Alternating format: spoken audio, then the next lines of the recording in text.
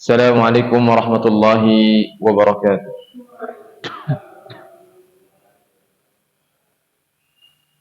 Innal hamdalillah nahmaduhu wa nasta'inuhu wa nastaghfiruhu wa na'udzu billahi min shururi anfusina wa min sayyiati a'malina. Man yahdihillahu fala mudilla lahu wa man yudlil fala hadiya lahu. Asyhadu an la ilaha illallah wahdahu la syarika lahu wa asyhadu anna Muhammadan 'abduhu wa rasuluh. Sallallahu alaihi wa ala alihi wa ashabihi wa sallam tasliman mazida. Ya ayyuhalladzina amanu ittaqullaha haqqa tuqatih wa la tamutunna illa wa antum muslimun.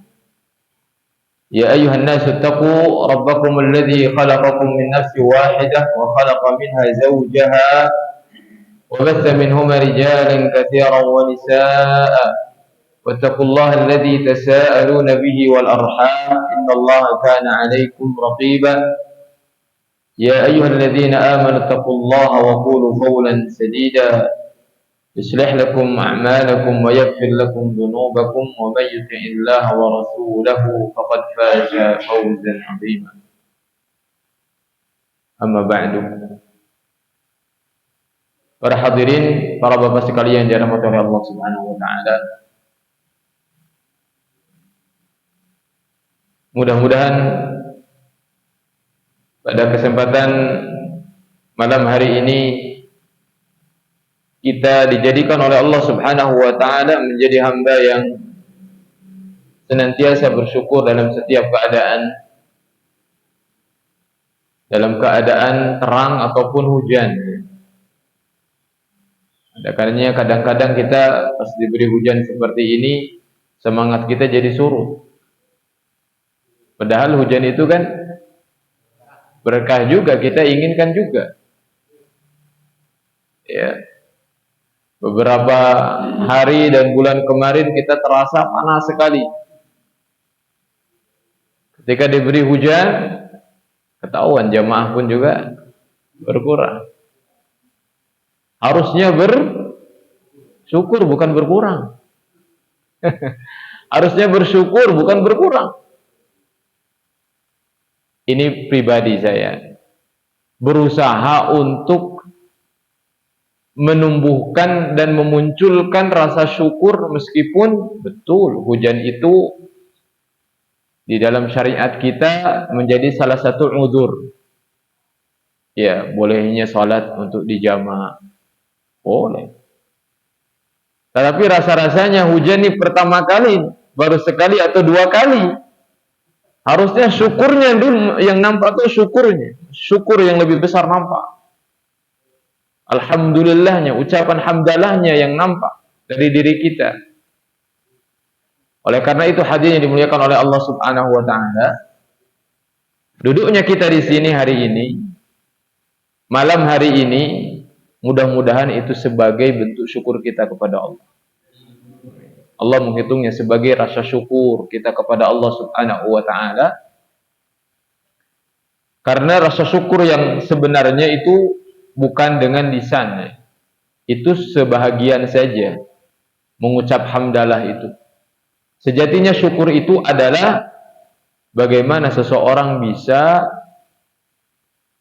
menggunakan dan memaknai nikmat yang Allah berikan itu semuanya dijadikan sebagai wasilah perantara dia untuk taat kepada Allah Subhanahu wa taala. Itu syukur sejatinya. Dan talabul ilmi, mencari ilmu, duduk di majelis ilmu ini, jangan ragu. Ini adalah ibadah. Pahala besar, bahkan dihitung sejak seseorang meniatkan untuk mencari ilmu, duduknya bahkan bisa jadi sebelum dia menyampaikan ilmu tersebut sudah ditulis pahala dakwahnya. Jika jujur, jika betul-betul serius. Jadi pahala mencari ilmu itu adalah besar.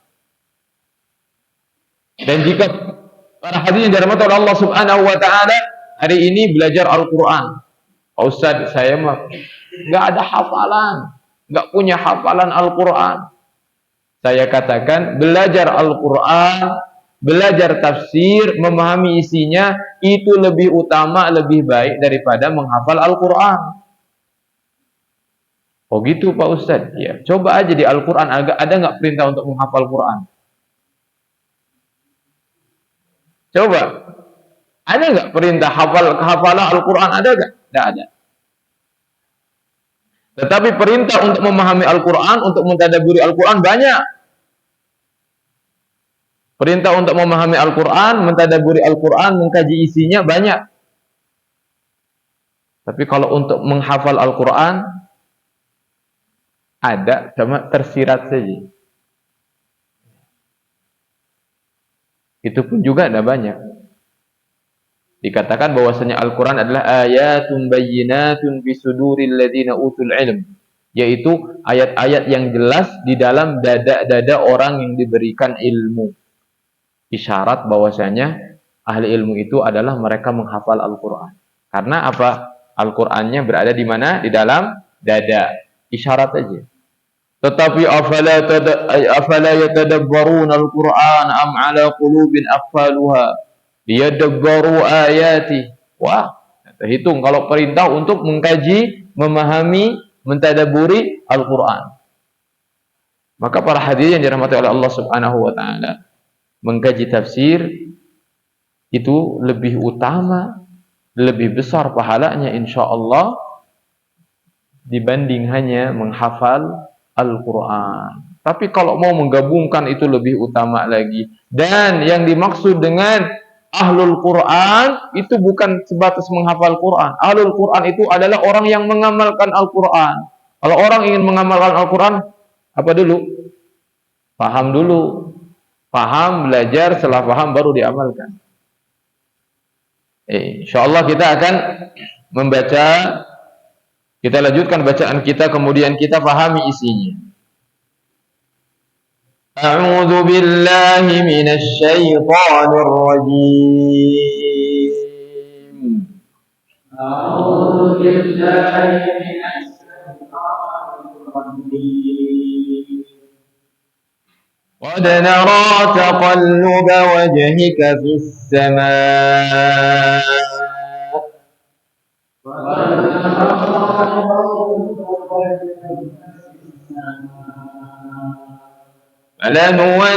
فلنولينك قبلة ترضاها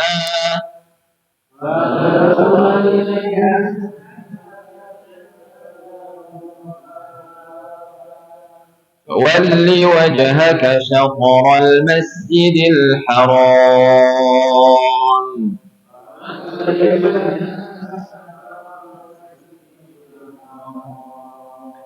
وحيث ما كنتم فولوا وجوهكم شطره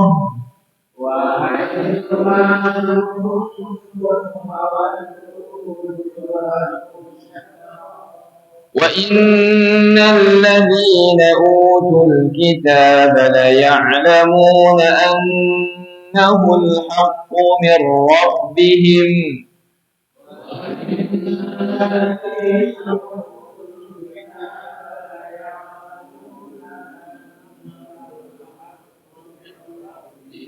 وما الله بغافل عما يعملون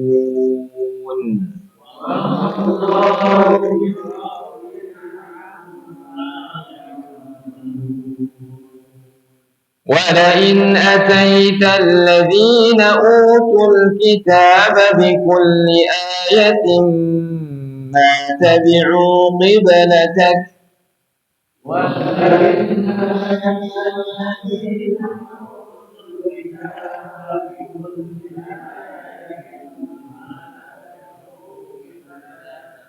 وما أنت بتابع قبلتهم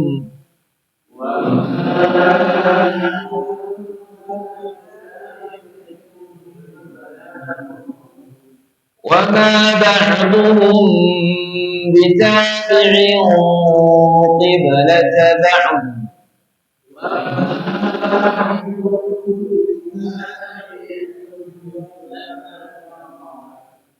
ولئن اتبعت أهواءهم من بعد ما جاءك من العلم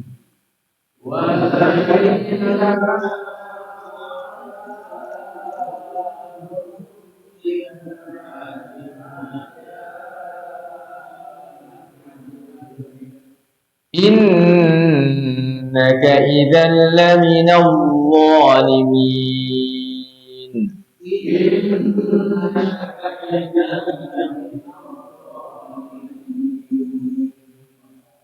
الذين آتيناهم الكتاب يعرفونه كما يعرفون أبناءهم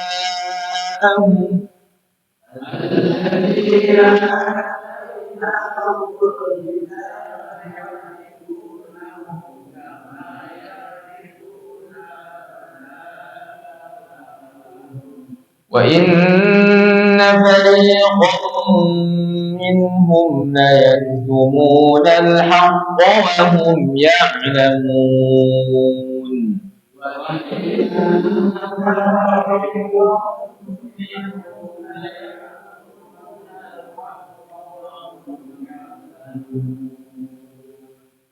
الحق من ربك فلا تكونن من الممترين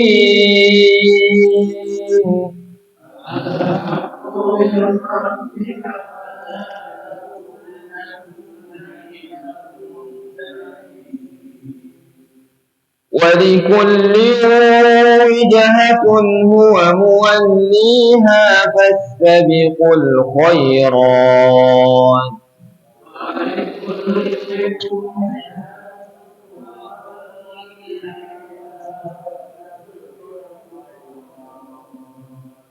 أينما تكونوا يأت بكم الله جميعا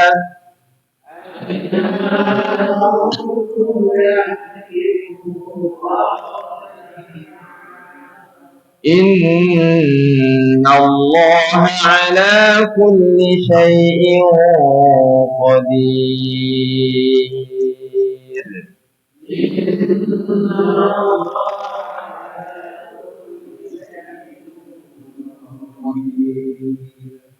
ومن حيث خرجت فول وجهك شطر المسجد الحرام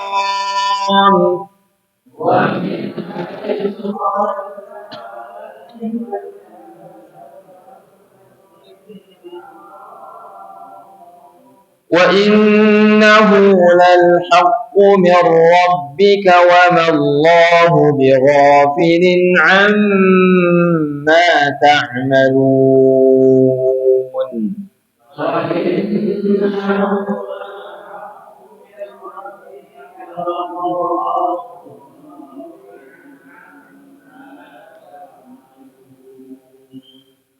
ومن حيث خرجت فول وجهك شطر المسجد الحرام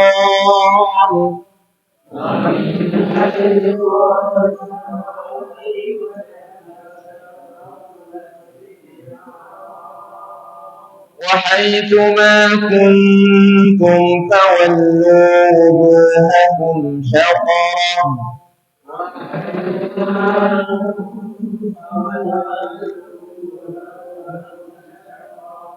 لئلا يكون للناس عليكم حجة إلا الذين ظلموا منهم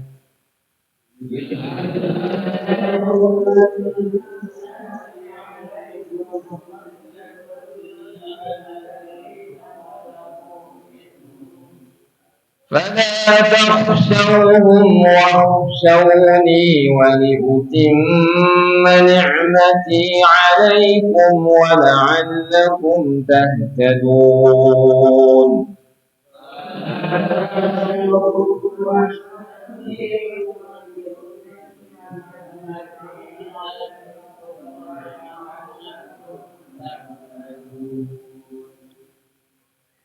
كما أرسلنا فيكم رسولا منكم يتلو عليكم آياتنا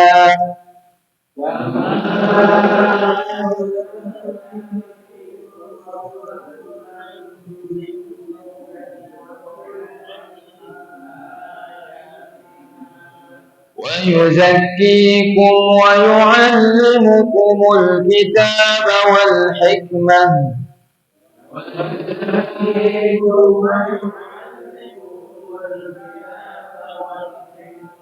ويعلمكم ما لم تكونوا تعلمون.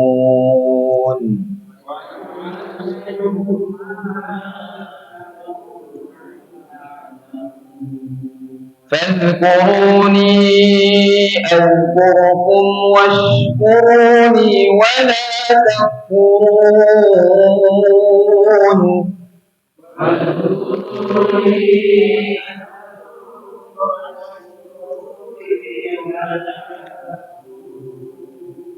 يا أيها الذين آمنوا استعينوا بالصبر والصلاة.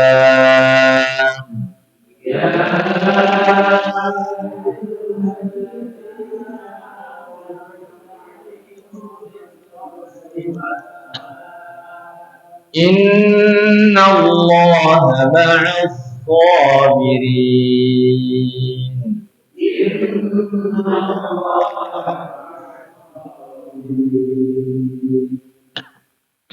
Kembali ke ayat 144.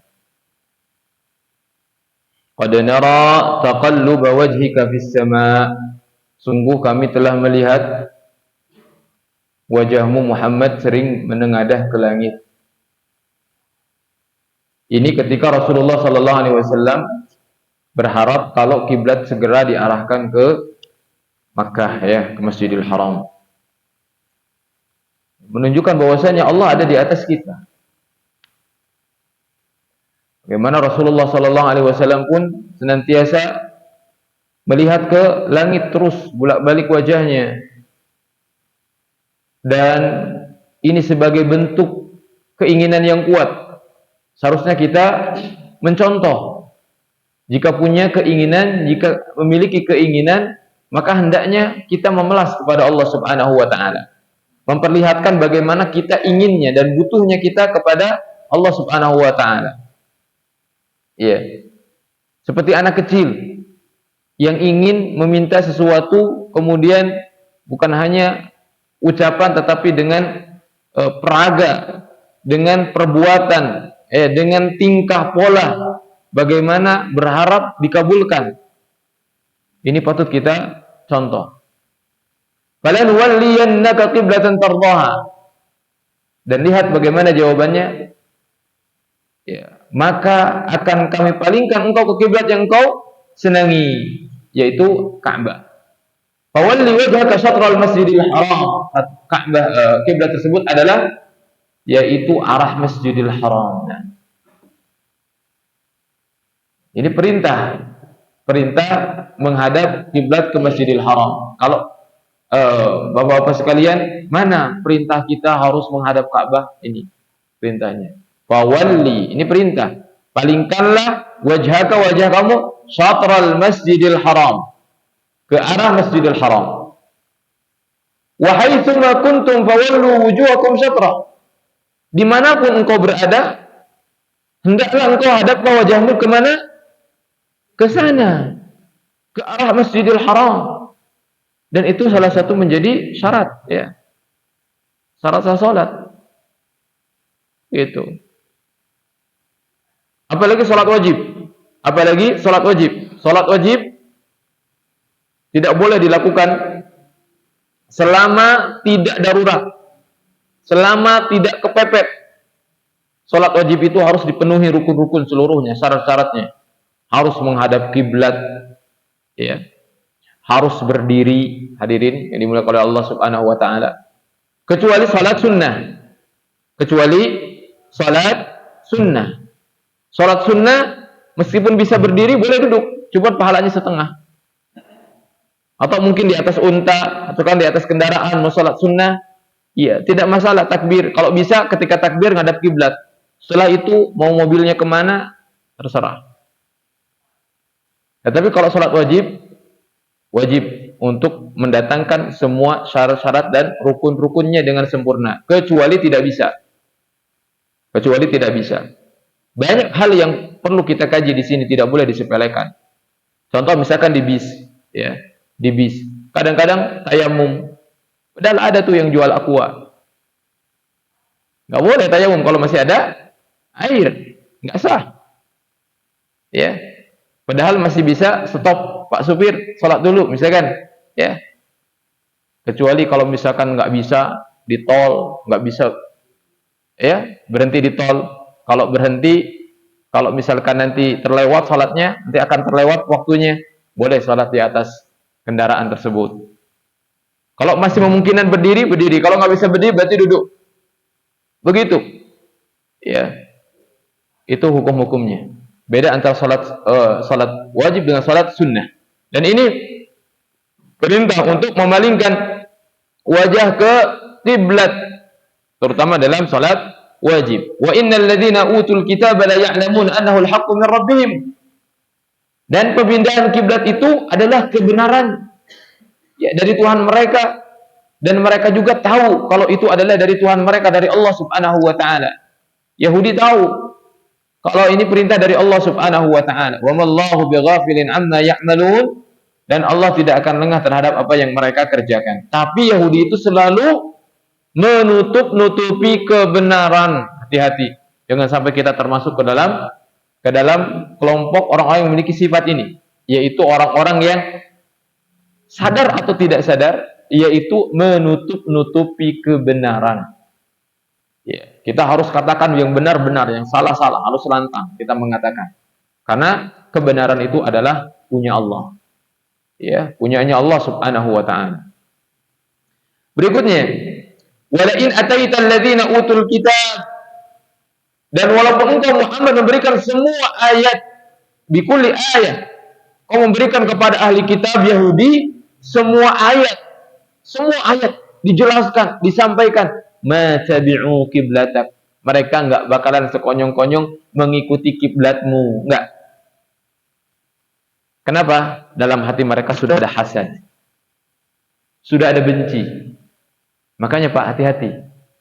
Memang kalau sudah ada rasa hasad, rasa benci dalam diri kita, sejelas apapun kebenaran itu di mata kita, hati-hati. Makanya yang harus dibersihkan pertama kali di dalam mencari kebenaran itu adalah apa? Hati. Karena ini wadahnya ilmu. Wadahnya ilmu di sini, wadahnya hidayah itu di sini, di hati. Ya, hati. Kalau ingin menerima kebenaran, maka hatinya dulu harus dibersihkan. Hatinya harus dibersihkan. Yahudi itu kotor hatinya, hasad, dipenuhi kebencian kepada Rasulullah sallallahu alaihi wasallam. Tahu beliau itu adalah nabi dan rasul yang terakhir. Namun karena memang bukan dari kalangan Bani Israel, karena Rasulullah adalah orang Arab, benci sebenci-bencinya apapun yang datang dari lisan Rasulullah sallallahu alaihi wasallam didustakan. Padahal mereka tahu. Makanya ketika kalau sudah hati seseorang itu kotor, yang kotor adalah hati, disampaikan beribu kebenaran pun, bikulli ayah, kata Allah, dengan ayat sejelas apapun, ma tabi'u kiblatak, tidak akan mereka sudi untuk mengikuti kiblatmu. Wa ma anta bitabi'in kiblatahum, demikian juga kamu Muhammad, kamu juga nggak bakalan mau mengikuti mereka. Ya, ahlul haq, orang yang memegang kebenaran itu, meskipun mereka itu sampai dipukul, ya, bahkan mungkin kalau dulu disiksa para sahabat, di gimana pun orang yang memegang kebenaran dan tanda orang itu berada di atas kebenaran hak, ya, ketika dia diuji, dia tidak akan melepaskan kebenaran tersebut. Dia akan lantang menyuarakan kebenaran. Meskipun diberikan ujian apapun, dihina, dicaci, bagaimanapun juga. Ya, itu tandanya. Ya. Beda dengan orang-orang ahli batil, beda. Ahli batil itu akan mengikuti sesuai dengan hawa nafsu, keinginan. Kalau menguntungkan, di saat dia sempit, dia bisa beralih kepada keadaan yang lain. Begitu. Menyesuaikan dia sesuai dengan keinginan dia. Ahlu hak itu tidak seperti itu sifatnya. Kalau sudah memegang kebenaran, ya di bagaimanapun juga dia akan memegang kebenaran tersebut. Wa ma ba'duhum bitabi'in qiblata ba'd. Dan masing-masing tidak akan saling mengikuti kiblat yang lainnya. Wala in ittaba'ta ahwa'ahum min ba'di ma ja'aka minal ilm. Diancam oleh Allah Rasulullah di sini. Ya. Tapi bukan berarti Rasulullah mengikuti hawa nafsunya, enggak. Ini adalah peringatan untuk kita sebetulnya. Kalau kamu mengikuti keinginan mereka setelah datang kebenaran kepadamu, lihat hari ini. Hari ini hadirin yang dimuliakan oleh Allah Subhanahu wa taala. Ya, akidah kita kadang-kadang diuji oleh Allah Subhanahu wa taala, betul? Iya. Ya, hadirin. Kita ini harus bangga menjadi seorang muslim. Ya. Islam itu agama yang benar satu-satunya, bukan agama yang paling benar. Kalau katakan agama yang paling benar, berarti mesti ada agama yang benar. Islam itu adalah agama satu-satunya agama yang benar. Agama selain Islam apa? Ya salah. Salah. Tempatnya di mana? Di neraka semuanya. Ragu. Ini dipertanyakan keislamannya. Ragu. Oh, memang benar apa? Islam agama yang paling benar. La ilaha illallah. Islam adalah agama yang satu-satunya agama yang benar. Tidak ada agama yang benar di muka bumi ini kecuali Islam. Bahkan Allah mengatakan, "Wa may yabtaghi ghairal islami dinan fala yuqbal minhu." Yang menginginkan agama selain Islam enggak bakalan diterima kata Allah. Ya.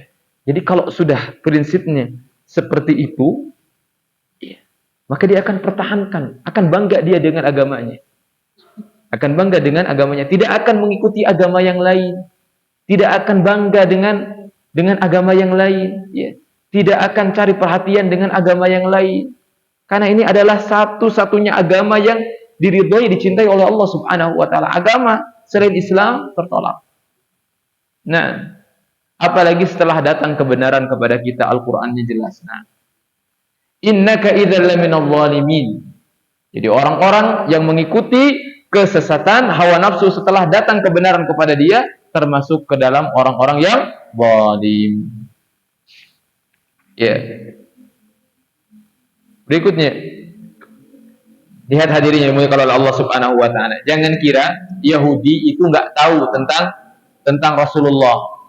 Seberapa tahu sih Yahudi dan Nasrani tentang Rasulullah? Ayat ini akan membongkarnya. Alladzina atainahumul kitab. Orang-orang yang telah kami beri kitab, siapa? Yahudi atau Nasrani, Taurat dan Injil. Ya'rifunah, mereka mengenalnya, mengenal Muhammad kama ya'rifuna abna'ahum, seperti mereka mengenal anak-anak mereka sendiri. Bisa enggak ketukar anak? Enggak, Pak, enggak bisa ketukar anak. Ya. Tiba-tiba ngurusin anak orang seminggu di rumah. Enggak bisa tukar anak. Yahudi dan Nasrani mengenal Rasulullah itu seperti mereka mengenal anak-anak mereka sendiri, persis mengenal, betul-betul mengenal. Ada seperti itu. Sampai sekarang juga ada orang sifat-sifat seperti itu. Dia kenal kebenaran, hak, dia mengenal. Yang benar itu dia tahu.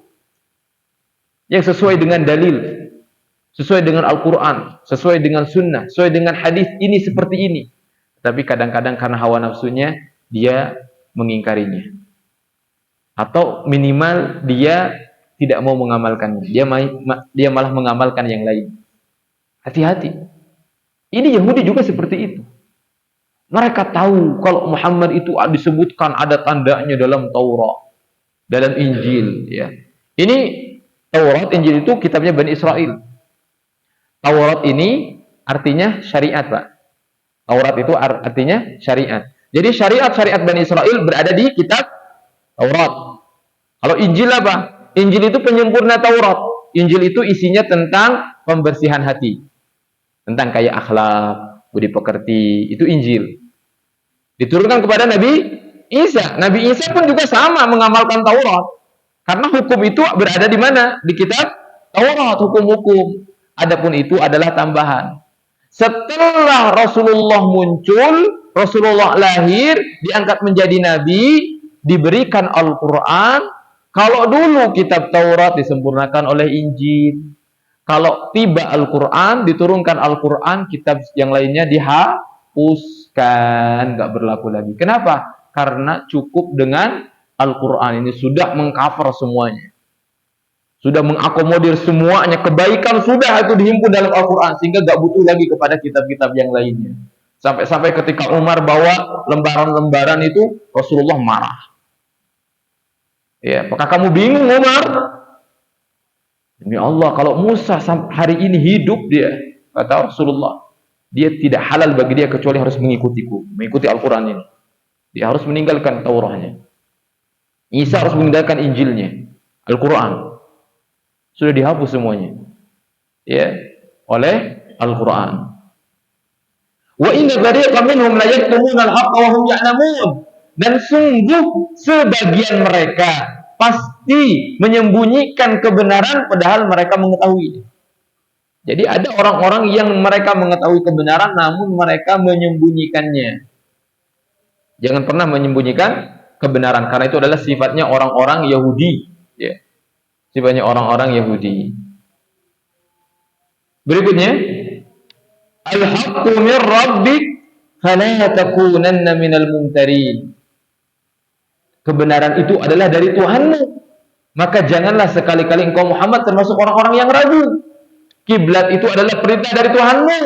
Jangan sekali-kali kamu ragu meskipun orang Yahudi itu mengatakan begini dan begitu. Kita semuanya jika datang kebenaran kepada kita, jangan ragu. Jika Allah sudah mengatakan A, yakini A. B, yakini B. Jangan ragu, meskipun orang lain mengatakan begini dan begitu. Ya.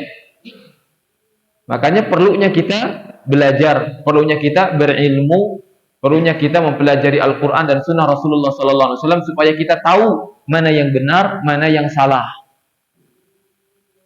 Ya, dan kalau sudah kita tahu kebenaran, maka pertahankan dan yakini, karena itu adalah pahala yang akan kita bawa di hadapan Allah kelak, yang akan kita pertanggungjawabkan di hadapan Allah kelak.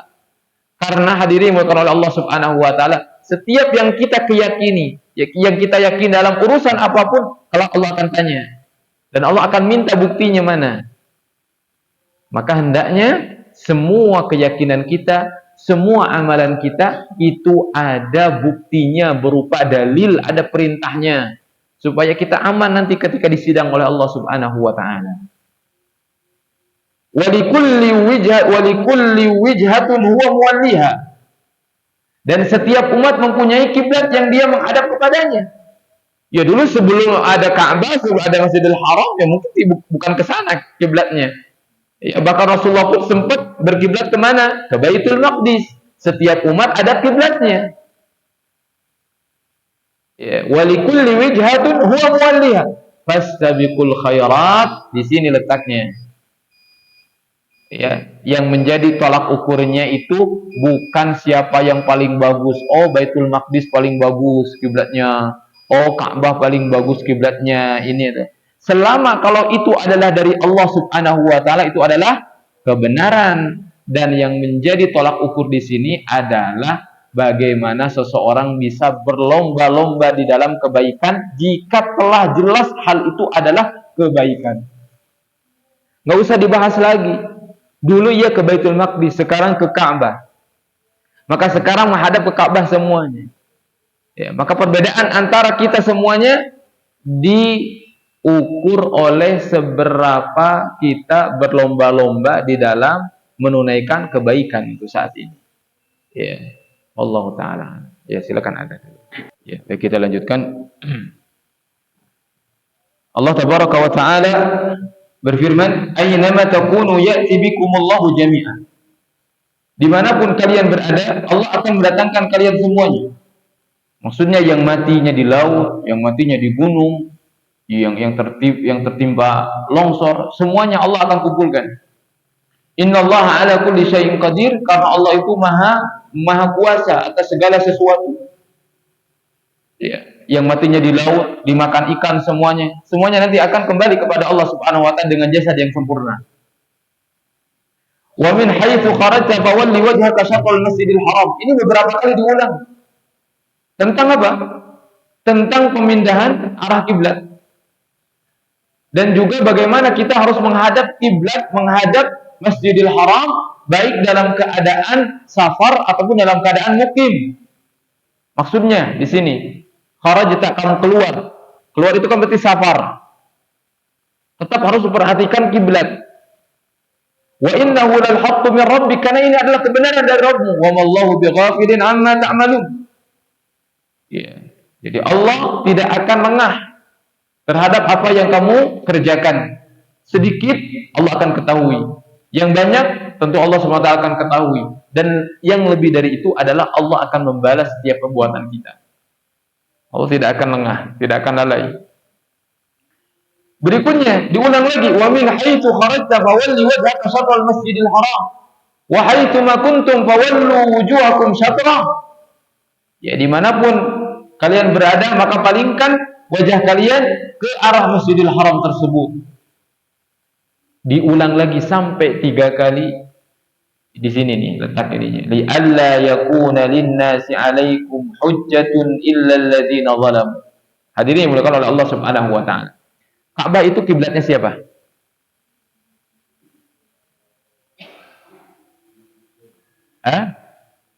Ka'bah itu dulu dikultuskan oleh siapa? Ya, Nabi Ibrahim terus Nabi di Mekah saat itu ada siapa? Ada orang-orang musyrik kan? Orang musyrik itu dari dulu mengkultuskan Ka'bah. Rasulullah ngadapnya mana? Ngadapnya ke Baitul Maqdis, kata Yahudi itu, lihat tuh. Dia nggak mau ngikutin agama kita, tapi berkiblatnya kepada kiblat kita. Ya, kaum musyrikin juga sama begitu. Ya, katanya Ibrahim itu adalah moyangnya Muhammad, tapi kok nggak mau ngikut kiblat kita ya Muhammad?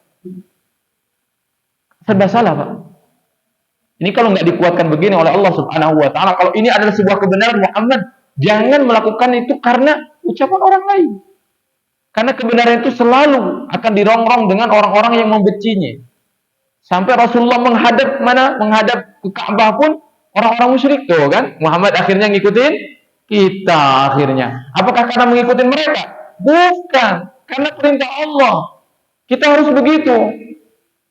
Ya, mencari kebenaran, mengikuti kebenaran itu bukan karena ucapan orang lain, tapi karena keyakinan kita itu adalah kebenaran, karena ada buktinya, karena ada dalilnya, karena ada Al-Quran dan Sunnahnya. Ya. Adapun yang ngomong setelah itu, illalladzina zalamu minhum. Allah katakan orang yang selalu berkomentar buruk, padahal itu adalah sebuah kebenaran, adalah orang-orang zalim. Fala takhshawhum wakhshawni. Allah ingin menguatkan Rasulullah, jangan takut kepada mereka, takut hanya kepadaku saja, kata Allah. Ya, ini menunjukkan bahwasanya akan selalu ada ancaman terhadap orang-orang yang menegakkan kebenaran. Wa li utimma ni'mati 'alaikum wa la'allakum tahtadun. Agar aku sempurnakan nikmatku kepadamu dan agar kamu mendapatkan petunjuk. Lihat, jika seseorang hanya takut kepada Allah, meskipun secara zahir orang tersebut akan mendapatkan perlawanan dari seluruh manusia, Allah akan memberikan petunjuk kepada dirinya. Kama arsalna fikum rasulan minkum yatlu 'alaikum ayatina. Maksudnya, sebagaimana kami telah memberikan nikmat kepadamu Muhammad berupa diberikannya kiblat, ya, dipalingkannya kepada arah yang kamu sukai. Kama arsalna fikum rasula, ya kan? Kami juga telah mengutus sebagaimana kami telah mengutus kepadamu seorang Rasul Muhammad dari kalangan kamu yang bacakan ayat-ayat kami. Ini untuk kita. Kita telah diberikan nikmat oleh Allah Subhanahu wa taala melalui Rasulullah sallallahu alaihi wasallam. Kita salat menghadap Ka'bah, demikian juga diutus Rasul. Ini adalah nikmat. Kalau tidak diutus Rasul, hadirin, kita kira-kira beribadah kayak gimana? Kalau nggak ada Rasulullah, kita mau beribadah seperti apa? Makanya perhatikan, yatlu 'alaikum ayatina, sifat Rasul ini adalah membacakan kitab-kitab terhadap kita, ayat-ayat Al-Qur'an dibacakan kepada sahabat. Wa yuzakkikum, menyucikan kalian, wa yu'allimukumul kitab wal hikmah. Nah, di sini ada dua, Alkitab, Al-Hikmah. Apa itu Alkitab? Alkitab itu adalah Al-Qur'an, Al-hikmah, lihat di sana terjemahnya. Hikmah dalam kurung sunnah, yaitu hadis. Jadi tidak boleh seorang hanya mencukupkan dengan Al-Quran, sudahlah Al-Quran saja.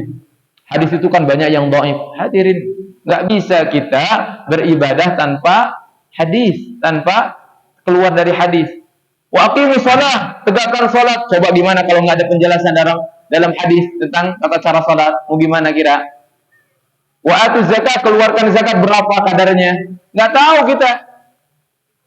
Ya. Zakat ternak berapa kadarnya? Zakat emas berapa kadarnya? Perak berapa kadarnya? Pertanian berapa kadarnya? Ada yang tahu? Nggak ada. Al-Quran menjelaskan, sunnah yang menjelaskan. Makanya dua sumber utama agama Islam, Al-Quran dan sunnah. Ini jadikan harus dua-duanya. Makanya kita harus menjadi ahlu sunnah. Artinya orang yang kenal, dekat dan tahu tentang ajaran hadis, sunnah seperti apa. Wa yu'allimukum ma lam takunu ta'lamun, dan akan mengajarkan kepada kalian apa yang kalian tidak ketahui. Fadhkuruni adzkurukum washkuruli wa la takfurun. Sering kita dengar ini. Maka ingatlah kepadaku, maksudnya dengan ketaatan, dengan salat, dengan sedekah, dengan baca Quran. Adzkurukum, aku akan mengingatmu. Mengingatmu apa maksudnya di sini? Memberikan pahala. Kelak Allah tidak akan melupakan kita, hadirin. Kita dulu nanti di hari kiamat butuh diingat oleh Allah, butuh pahala. Kalau hari ini kita banyak mengingat Allah, nanti Allah nggak bakalan melupakan kita di akhirat. Allah akan kasih pahala kepada kita. Washkuruli wa la takfurun, dan bersyukurlah kepadaku. Syukuri dengan cara apa? Dengan cara taat. Nikmat yang telah Allah kasih itu harus dengan kita syukuri dengan ketaatan-ketaatan. Wa la takfurun, jangan kalian kufur. Maksudnya jangan bermaksiat, karena maksiat itu adalah sebagai bentuk kufur seseorang terhadap nikmat Allah. Termasuk seseorang bermaksiat adalah berpaling daripada Al-Quran. Gak mau ngaji, gak mau hadir di kajian, itu adalah maksiat. Maksiat termasuk maksiat. Allah berfirman, "Man a'rada an dzikri." Coba perhatikan, orang yang enggak pernah ikut kajian, enggak pernah ngaji. Bukan saya yang berbicara, Al-Qur'an berbicara. Barang siapa yang berpaling dari mengingatku, fa inna lahu ma'isyatan dhanka. Hidupnya akan sengsara. Ya, sengsara itu meskipun banyak harta, banyak anak, ya rumahnya bagus, sengsara. Karena letak sengsara itu di mana? Di hati. Sebagaimana letak bahagia di mana? Di hati. Allah hukum bukan nanti anaknya akan mati, hartanya akan habis, enggak. Tapi dia akan diberikan kehidupan yang sengsara. Ya, ayat terakhir, ya ayyuhalladzina amanu ista'inu bis sabri was shalah. Dua pokok ini rahasianya. Wahai orang-orang yang beriman, kalau kita udah enggak kuat nih, banyak problem, banyak masalah hidup kita, minta pertolongan kepada Allah dengan apa? Dengan cara sabar. Namun jangan diam, lakukan salat. Karena kesabaran itu akan menyampaikan seorang kepada keutamaan-keutamaan yang tinggi, sedangkan salat itu akan menghalangi seseorang dari perbuatan-perbuatan yang keji. Jadi nggak ada kalau orang itu dia bersabar, kemudian salat, kemudian bunuh diri, nggak ada. Ya, nggak ada. Karena salat ini akan menghalangi dia dari perbuatan-perbuatan terkutuk. Innallaha ma'as sabirin. Maksudnya ma'a di sini adalah sebagai ma'iyah khusus di mana Allah akan senantiasa menolong orang-orang yang bersabar, ya. Allahu taala a'lam bissawab. Hadirin, yaitu barangkali yang bisa kita kaji pada kesempatan malam hari ini. Ya, mohon diberikan tanda kita sampai kepada ayat yang ke-153. InsyaAllah pada kesempatan berikutnya kita akan lanjutkan, mudah-mudahan diberikan kesempatan lagi oleh Allah Subhanahu wa taala. Kita tutup dengan doa kafaratul majlis. Subhanakallahumma rabbana wa bihamdika